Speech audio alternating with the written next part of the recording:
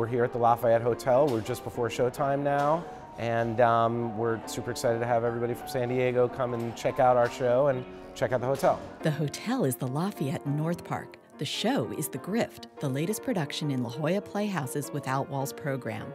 And you are about to be part of the action. Hello there, people. Thank you for coming. In a moment, I'll tell you why I've gathered you here. But first, a deathbed confession. I was a lifelong con man.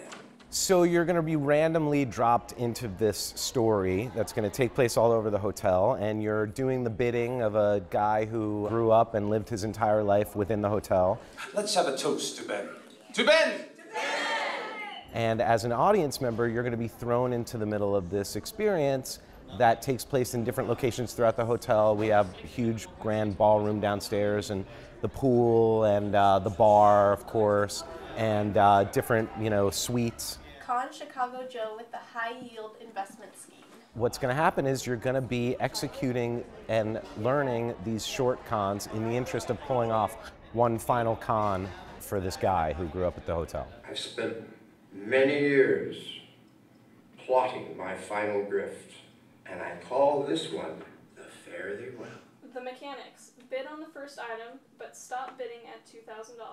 Without Walls is a new series that was started in 2010 through La Jolla Playhouse that was designed to take theater outside of the traditional theater spaces and place it out into the community in unique and exciting locations.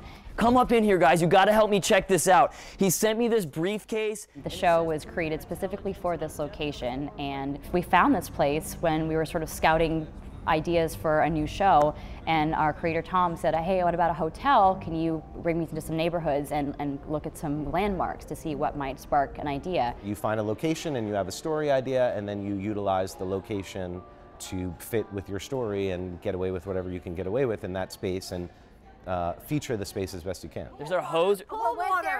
Dude, no way. Oh my gosh, that's such a good idea. Anything and everything that we can take advantage of in the hotel, we're going to take advantage of. So we have a specific space by the pool in a cabana that we utilize in the show that, they're shutting down for our purposes.